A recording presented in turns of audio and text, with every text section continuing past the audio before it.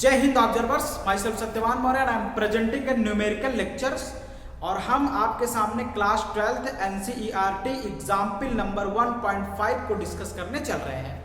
तो आप लोग बुक ओपन कर लीजिए और 1.5 एग्जाम्पल को अच्छे से पढ़ लीजिए। कम से कम अच्छा किसी भी क्वेश्चन को दो से तीन बार आप जरूर पढ़िए।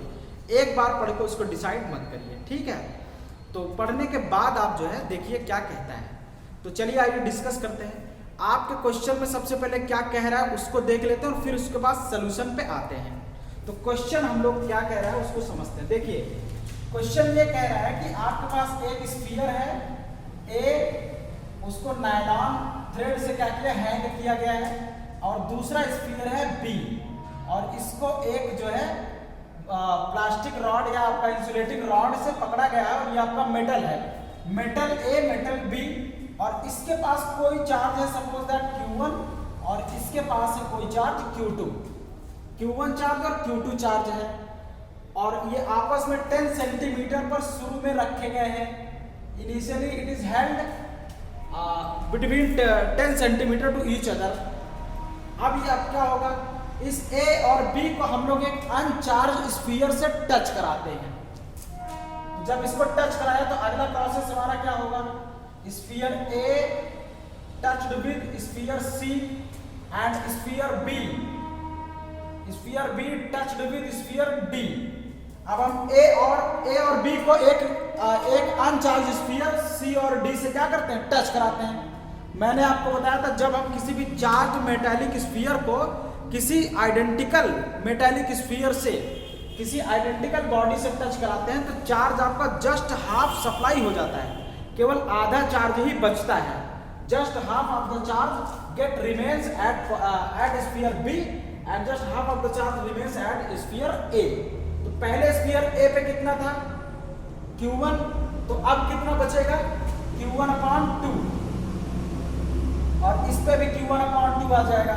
इस पे Q2 था तो Q2/2 इस पे बचेगा और Q2/2 इस पे आ जाएगा। और अब हम क्या करेंगे, इस स्फीयर को सेपरेट कर लेंगे।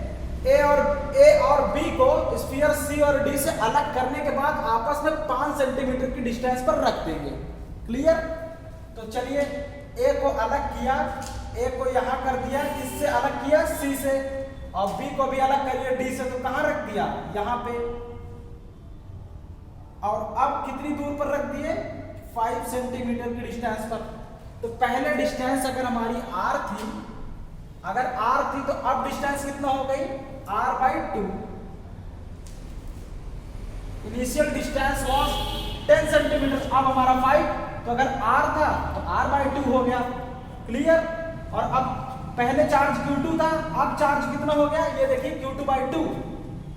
हमने जब मेथड आप चार्जिंग बता रहे थे तो वहां पे 3 मेथड आप चार्जिंग बताए थे।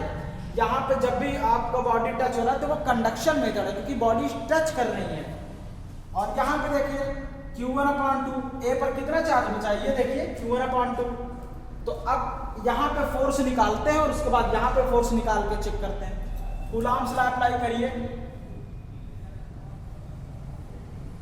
Coulomb's law.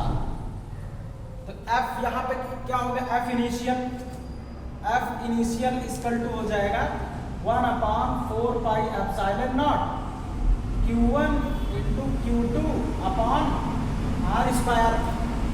और R आपका कितना है, 10, आपका हो जाएगा 1/4πε0 Q1 × Q2/100। और यहाँ देखिए सेंटीमीटर है तो इसको मीटर स्क्वायर में कन्वर्ट करेंगे, 10 × 10 100। और जब सेंटीमीटर को मीटर में कन्वर्ट करेंगे तो -4 आ जाएगा। क्लियर? तो ये ऊपर चला जाएगा, हमारा कितना हो जाएगा देखिएगा, 1/4πε0 और Q1 × Q2 और × 10⁻⁻²। यह आपका इनिशियल, इतना न्यूटन हमारे पास क्या आ जाएगा, फोर्स शुरू में। अब देखते हैं यहाँ पे कितना फोर्स आता है, इसको ध्यान से देखिए। F आपका जो है आफ्टर इक्वल टू 1/4πε0।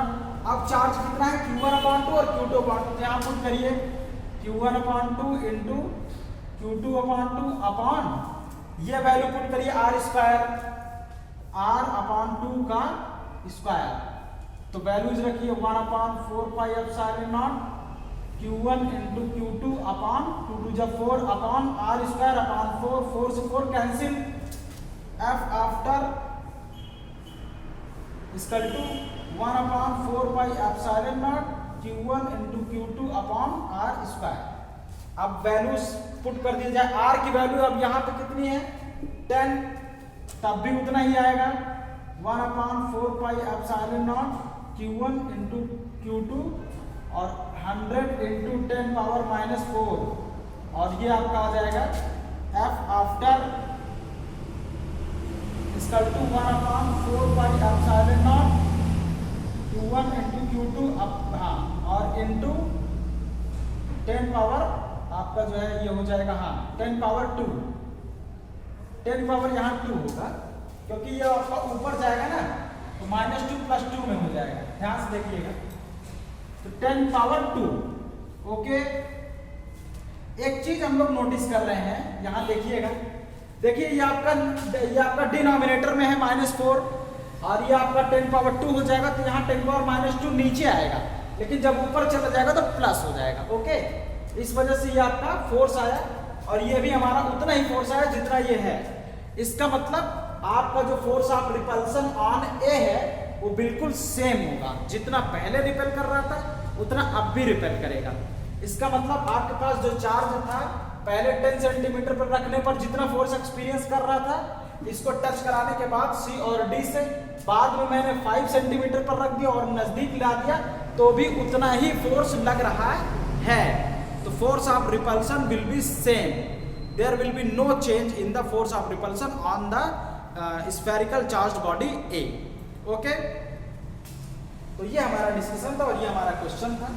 तो चलिए अब इसमें यहीं तक, फिर अगले न्यूमेरिकल्स के लिए हम लोग आते हैं। Thank you.